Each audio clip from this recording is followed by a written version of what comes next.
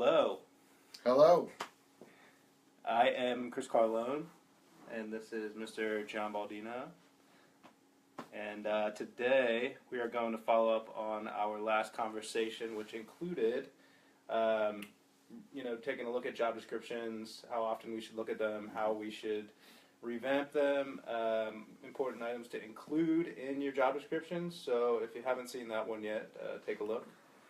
And today we are going to chat about the cultural side of job descriptions. Okay. So, now that we know how to put the job descriptions together, tell me about that process. Is it enough for me to kind of go through, put that description together, just kind of check that box and send it along?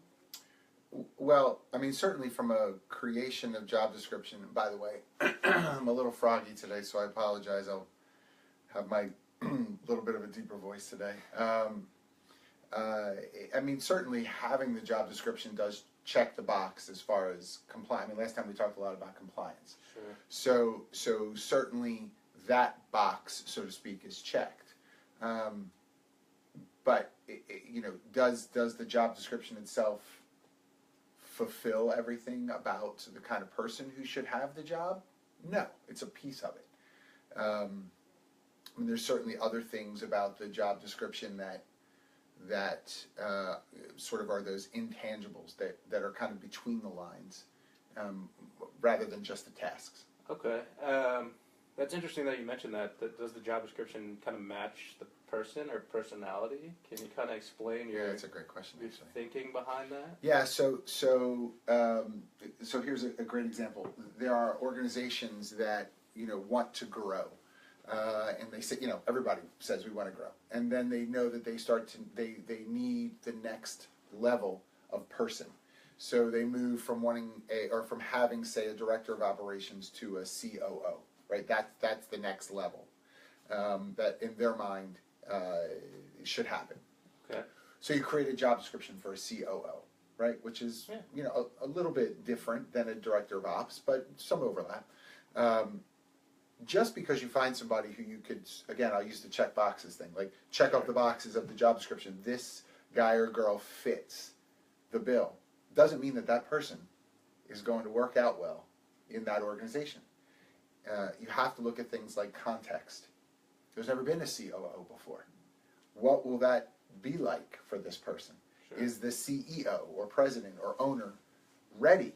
Really? I know they want to grow, but are they really ready for a COO level executive rather than maybe the levels that they've had? They've promoted people from within to manager, to director, right? Even to VP, because we just love to give titles out to everybody. And weird titles sometimes. Yes, Yeah. super weird titles. A lot of commentary in this one. So that is not necessarily the same as the right fit, right? And so you have to look at things like context, like personality that you mentioned, like the culture of the organization, like coachability. Is this person moldable? What's their own personal change management style like? Does that fit within the company itself? Sure. There's those nuances. Okay. Tell me about the kind of cultural, personality, motivation side of things. Yeah, all that, right? Yeah, sure. Sure, let me do that. If you were to, yes. if I was to say, go in ahead. 30 seconds. I mean, just to mention that if I was to go ahead and throw these job descriptions together, this is my COO job description. Here you go, sir. Yeah, boom. Here You're you a COO. What type of implications could that have on culture, personality, motivation, some of the things that you mentioned? Yeah, so again, I'll try to use some examples, and let's stick with this new COO role. Great. When you have an organization that's never had a C-level executive before, who's coming from a different perspective, right? He or she has come from another organization, they're now joining yours. They're going to bring that baggage, good and bad, with them. And you hired that person ideally because you felt like they fit the bill for what's needed. But are you doing a litmus test for culture? How do they fit communicatively with others? Are we testing? Is there an assessment on their ability to adapt to their environment? To an organization that's never had something like this before, it isn't that it's a replacement role, it's a new role. So what is the expectation on the receiving end? The employees that will now be impacted by this new role. Are they ready to receive this person? Or do we continue to set up roles like this for non-success, right? And then, if you're a business owner, you might come back and say, see, I knew we needed to grow, but not like that. We don't need a C-suite person. We just need more, grunt workers.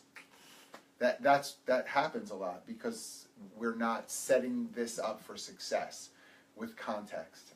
I'll mention this as well when it comes to personality. I believe in the assessment of personality, whether it's Myers-Briggs, whether it's DISC, whether it's 108 other things that are out there, and there's some great stuff out there. I will two things. One, I will listen to leadership teams tell me it's not worth the money. And so I would say I don't agree with that. I would say perhaps what their experience has not been a great return on investment, though. How you use that assessment to determine. Right. And you don't give everybody an assessment the second they walk in the door. Narrow down. Doing that, predictive index, for example, does some great work. But giving everybody a predictive index as the first line may not be what you need to get to further down. Sure. Right? When you narrow down. Yeah. Does that make sense? Yeah, it does. I guess as a follow-up to that, so in all reality, I could have, a rock star that fits the bill job description-wise. On paper, the resume matches the job description. Yes. And then that skills assessment, personality assessment could come back and not match the company culture. Yeah. What do you say in that situation? I say first, it might be, an incongruous relationship. Sure. But that doesn't necessarily mean it's bad. For the organization that needs to evolve, maybe they need that kind of person, not only skill set wise, like job description, task, duty, qualification wise, but also vibe, right? Their flow of how they communicate, their personality, their ability to motivate and to be motivated. Maybe we need to shake things up a little bit. It's tough to have an organization be willing to hear that. Sometimes, I honestly will raise a red flag and say, this is way too off, right? Okay. You're going to have a hard time communicating. This person's going to frustrate you because he or she is used to, a very regimented process. They come from, one of the Fortune 100 companies. You're not. They have a heavy regulated process, or they just have a lot of checks and balances you don't have yet, and they're not the right person to put it into place because they'll be too frustrated that it's not already in place. Right. Right. Okay, that makes sense. I think we hit on some good points there. We hit on a lot of stuff. Yeah. Yeah. Let me, if I can, let me just say one other thing about coaching. Sure. Because I mentioned it, but I didn't say much about it. There is a difference between teaching and training and coaching, right? And you as a business owner and a part of a leadership team, if that's your role, you have to know that difference. And so someone being teachable might be a little different than someone being coachable. And because I can teach people how to do things, I cannot teach people how to be something per se. And sometimes with coaching, if you think about it in sports, yes, a coach will, for a baseball coach, for example, they'll teach you how to swing better, right? How to catch field better, how to pitch better. And those are instructional moments. But when it comes to coaching, real coaching, will that person sort of adopt the benefit of why those teachings matter? Do they change the way that they approach things? Are they willing to sort of come at it out of respect for somebody else, not just instructionally, but philosophically? That's where coachability starts to matter. And if the right person isn't ready for that, that may be a kiss of death for your organization. So the job description is important for sure, but it isn't the be-all and end-all when it comes to, say, selection. Okay. Wow. Cool. Some great stuff today. Thank you, sir. Thank you, sir.